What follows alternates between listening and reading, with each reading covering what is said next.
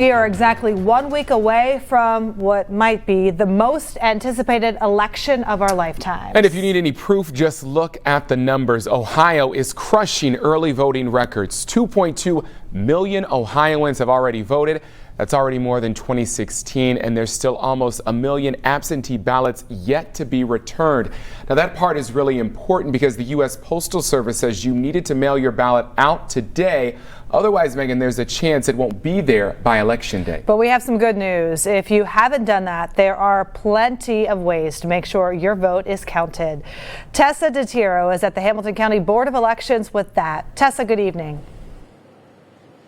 Good evening, Megan. So talking about crushing numbers, as you just were, here in Hamilton County, 144,000 absentee ballots have already been counted. You have until Saturday to request a ballot, but the Board of Elections suggests that you don't wait until the very last day to do that. We've heard about some concerns from voters that haven't yet received their ballot in the mail. The Board of Elections says, unfortunately, this does happen every year. Their advice is to be persistent. Call them, check in on the status of that ballot, and request a new one as soon as possible. For Joe and Marina Coys, absentee voting was simple.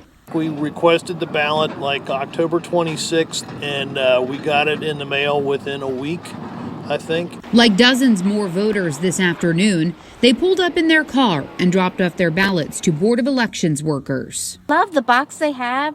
It's self-contained, it's waterproof, and we actually can open that lid and put the ballot in there. Esther Stevenson says there was a bit of a holdup getting her ballot. I requested maybe about 2 months ago, but it was a little mix-up there. And then they sent and said I didn't fill it out correctly. So they sent me another one, and then when I put it in, then everything came back okay for me to do this right now. The Board of Elections says it's working as hard as it can, but the election is a human process and there can be hiccups. We have received some calls from voters who turned in their application and have not yet received that ballot. It does happen every election. It could be for a multiple of reasons. There are 3 things you can do if you haven't gotten a ballot. Request a new one, vote early in person, or vote in person on Election Day.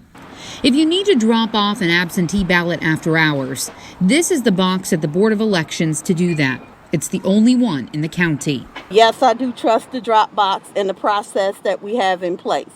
I'm very, very confident in our officials and our process for voting and making sure everything is done correctly.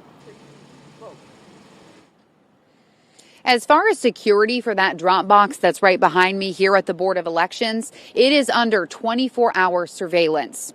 Now, the U.S. Postal Service did recommend sending your ballot out today if you were going to send it by mail. But if you didn't do that, the Board of Elections suggests that you take it to the post office and have it postmarked.